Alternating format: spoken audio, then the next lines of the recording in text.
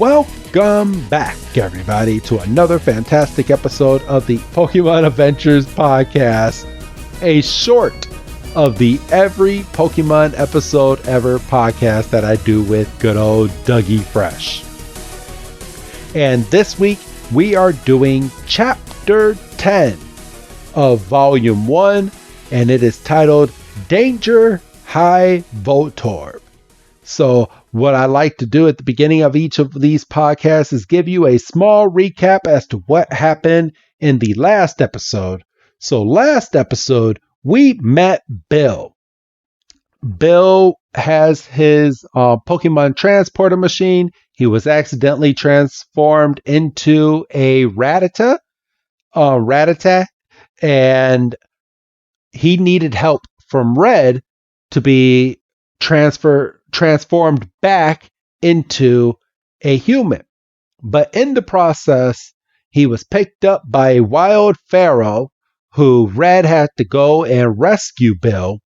After rescuing Bill, we find out that he did capture that pharaoh, but he didn't keep it on his belt, everyone. He let Bill keep the Pokemon because Bill can give him his Pokemon and transport it to him anywhere in the world, no matter where he's at. Red was able to also transform Bill back into a human, and that was basically it.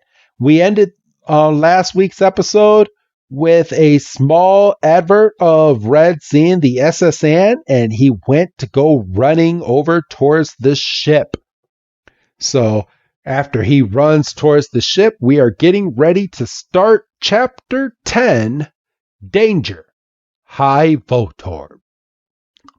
And we start this week's episode with Red looking up at the SSN.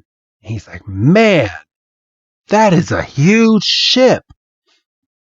And then he's like, I'm sunk if anybody sees me, and he walks up onto the ship. So Red has snuck onto the SSN at this point, everybody. And he sees a sailor holding a box over his head.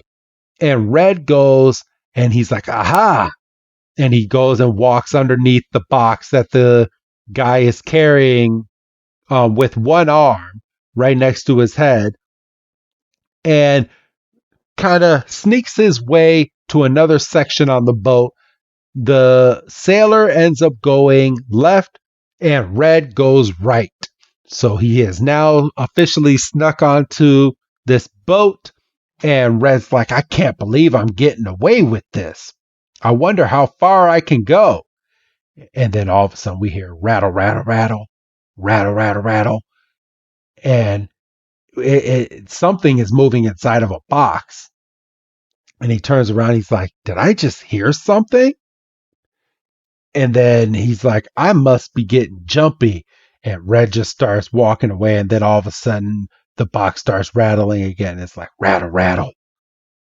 But Red doesn't hear it this time. And Red starts walking on the boat. And he's like, I could use a map.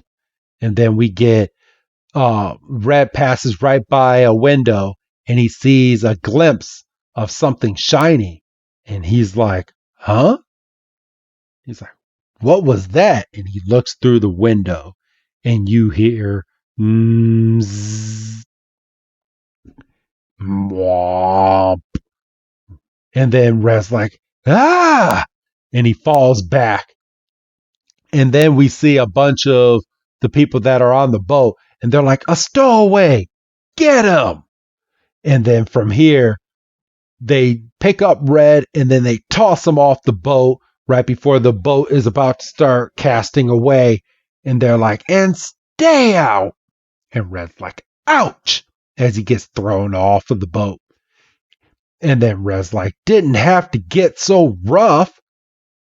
And then Red's like, wait a sec. That thing, it had to be a Pokemon. But what's it doing on a ship? And it's at this point Red is sitting down and he's just puzzled and he's thinking to himself. And then all of a sudden we hear, "Young man!" And Red's like, "Huh?" He's like, "Those spears you're wearing, might those be, by any chance, Pokeballs?" And Red's like, Yeah? Who are? Good for you, my boy. So young, but already a Pokemon trainer." And this old man is just looking at him. And Red's like, "Is that so amazing?" And the man's like, and so humble besides. I can see you're not just any lad. Now let's have a look at what's inside those Pokeballs, eh? And he picks up Red by the back of his pants. Complete assault, everybody. And Red's like, but they're... And the old man's like, show me. And Red's like, cut it out. And all of a sudden we hear, pew, pew, pew. And the old man's like, remarkable. Simply remarkable. And we got Pikachu, Bulbasaur, and Poliwhirl kind of looking up like, what's going on here? And then the old man's like, you're in. You, my lad, are now an honorary member of the Pokemon Fan Club. And Red's like, Pokemon Fan Club? And then we shoot over to Vermilion City. And the old man's like, don't be shy, son. And he opens the door to this building that's labeled Pokemon Fan Club. Welcome, Pokemon. And he opens the door. You there, my girl. And he talks to one of the girls that's inside of the building. Will you take this to the post office for me? And then Red's like, a Pokemon stamp. And the old man hands the girl a letter, what looks like a letter. And then you hear some well, I'm guessing they're Pokemon trainers just talking over in the corner. And they're like, I swear there's nothing more gold darn stubborn than a Caterpie. And then another one's like, well, at least they don't have hairball, or they don't have hairballs like my Rattata. And the old man's like, lad, you'll never find more devoted gaggle of Pokemon lovers than in this room. And Red's like, yeah? And he's like, take a look. The newsletter says it all. And he gives it, and he hands Red a newspaper that reads, We Love Pokemon, a case of Poke Love. And then I do have to kind of giggle at this because a subtitle right underneath it says, that's the last bath I'll take with my Tentacool. And Red's like, a bath with a... I think we all can kind of guess, like, why would you take a bath with a Tentacool? But we're going to keep this PG. And then the old man's like, everyone, please, may I have your attention? Allow me to introduce our newest member, my friend Red. And Red's like, whoa, wait, I, and everyone's like, golly, these Pokemon are certainly used to people, aren't they? Aren't they cute? And they're all playing with the Pokemon. We get a screen grab of Pikachu kind of getting irritated from being pet by all these Pokemon lovers. And this girl's like, how long have you had this Poliwhirl? As she's petting Poliwhirl on the head.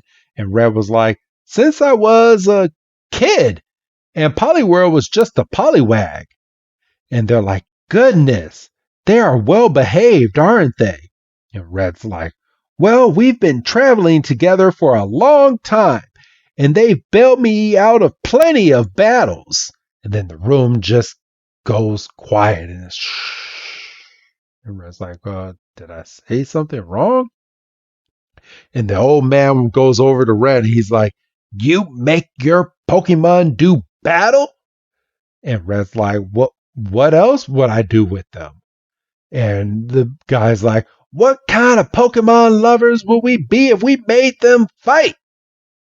And then Red's like, they have to fight to evolve. He's like, ours just stay little and cute forever. And then all of a sudden, there's a trainer that just blasts right through the door. He's like, help! And he's like, someone stole my Executor! And everyone's like, and the old man's like, not again. As he looks over at a picture. And Red's like, what's wrong? And one of the girls is like, the director's Abra was stolen last month. And this guy is like, it's happening to all of us. And then another guy's like, that's a lot of Pokemon. And then the director is like, and there's nothing we can and he just starts to cry. And then we get a close look of the director and his Abra. And Red's like, a Pokenapper, eh? And then all of a sudden, Red, it sounds like he slammed his fist down on a desk or something because it goes, bam! He's like, tell me everything you know about this case. And then we jump forward, and Red must have gotten all the information. And Red's like, okay. So the abductions happen around the same time every month. And they're like, yes. And Red's like, But it'd be too hard for anybody to get owners to get the Pokemon into their Pokeballs. Meaning the thieves would have to be able to transport full-size Pokemon somehow. And then someone's like, and then Red's like, but what could be big enough to? Oh, and then he looks out the window and sees the SSN. And Red's like, do you know where that ship is headed? And one of the guys is like, I've heard that Lieutenant Sarge, the Vermilion City gym leader, uses it to transport supplies to the Cinnabar Island. And Red's like, a ship full of supplies for a gym leader? Could those supplies be? And then he remembers back to hearing rattles inside of those boxes. And then the mysterious Pokemon that he saw through the window. And Red's like, bingo. Okay then. Time for me to take a cruise. And he goes and he pushes the door open. And then all of a sudden we hear, stop! And then Red turns around and then you hear tap, tap, tap. The old man with his cane. And he just glares at Red. If you must go, I have one request. And Red's like, it better be important. And the old man was like, would you leave your Pikachu behind for me to cuddle? And then we get the animation flop where Red just flops right onto the ground. He's like, boom. And Red's like, sheesh. And the next frame, you see Pikachu being held by the director, and Red, Bulbasaur, and Poliwhirl are now on their way over to the SSN. And then the next panel goes on the waterfront. So Red has finally made it back over to the SSN. And Red's like, okay, this time we go in from the back. And then all of a sudden we hear bloop. And then the next panel, we see Red holding on to Bulbasaur while Poliwhirl is, I'm guessing, pushing Red and Bulbasaur in the water. And from here, in the next panel, we see Bulbasaur using its vine to put Poliwhirl and Red onto the back of the ship. And Red's like, thanks, Bulbasaur. Wait there for me, okay? So he's keeping Bulbasaur in the water. Don't really agree with it.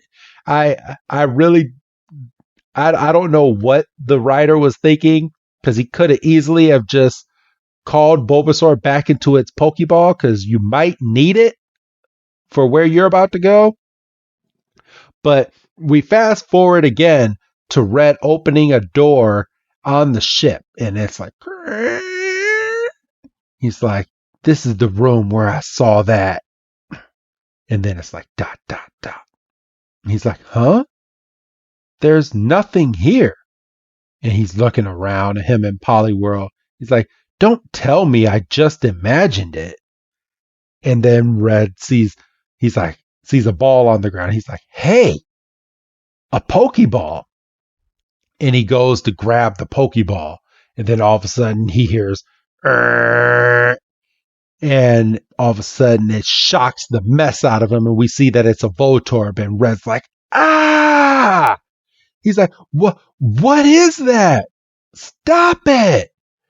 He's like, Poliwhirl, attack. And we see Poliwhirl go and use what looks like it's water gun attack on this Voltorb. And it pushes Voltorb back. And Red's like, man, what kind of Pokemon was that? And then he looks back over at Poliwhirl. How you doing over there, Poliwhirl? And Poliwhirl's like, dot, dot, dot. And then all of a sudden, Poliwhirl just face plants out of nowhere. And Red's like, huh? Poliwhirl, what's wrong? So Poliwhirl looks like it was knocked out. And then all of a sudden we hear, ha, ha, ha, ha. I'd say it's in shock. And Red's like, huh? And then we look back and we see Lieutenant Sarge. Water conducts electricity well. And then all of a sudden we hear doo doo doo. And we hear bzz, bzz, bzz, bzz, bzz. And he's like, I'm famous for running a tight ship here.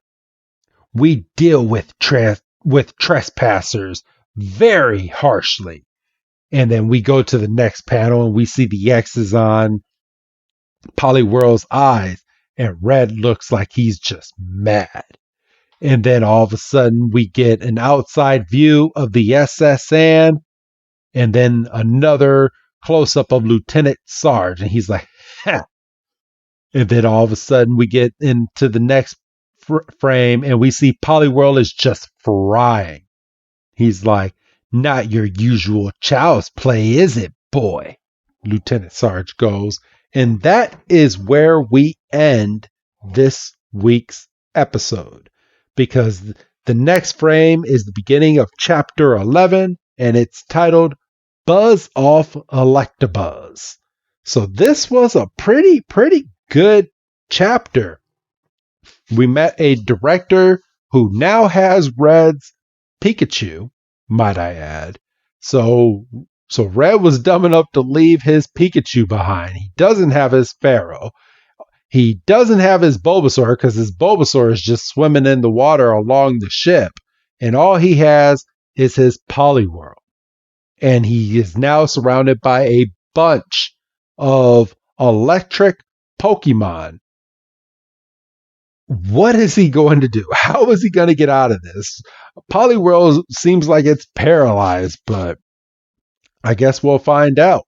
We'll find out next week, everybody. But all right, everyone, that is this week's episode. Next week's episode, again, is called Buzz Off Electabuzz, Chapter 11. And now it's time for all of our plugs. Go ahead and follow us on Twitter at PokeBreakdown. And I go on there and I post about all of these episodes and more, including stuff about our regular podcast, the Every Pokemon Episode Ever podcast, that I do with good old Dougie Fresh. And also, if you like this episode and you're listening to this on the free feed, go ahead and subscribe on Patreon at www.patreon.com/everypokemon. We have a section just for this manga. And if you're listening to this on the free feed, we are completely done with volume 1. If you want to hear what happens next and want to hear me review, for the low price of $5, you can subscribe and just be listening to the manga. Or for just a little bit more, you can subscribe and get all of our podcasts, including the movies, the manga, our weekly podcast a month in advance, and more. Any other specials that we put up on Patreon. There's a lot for you to go and grab. So go and make sure you subscribe. And every time that you subscribe on Patreon helps our podcast get a little bit better. And it helps us out in the long run for everything that we do for you here. But other than that, it was nice of you to listen to this episode. Thank you again, everybody. And I will end up seeing you next week for another Pokemon Adventures podcast. This is Professor Chris G, and I am signing out. Have a good night, everyone.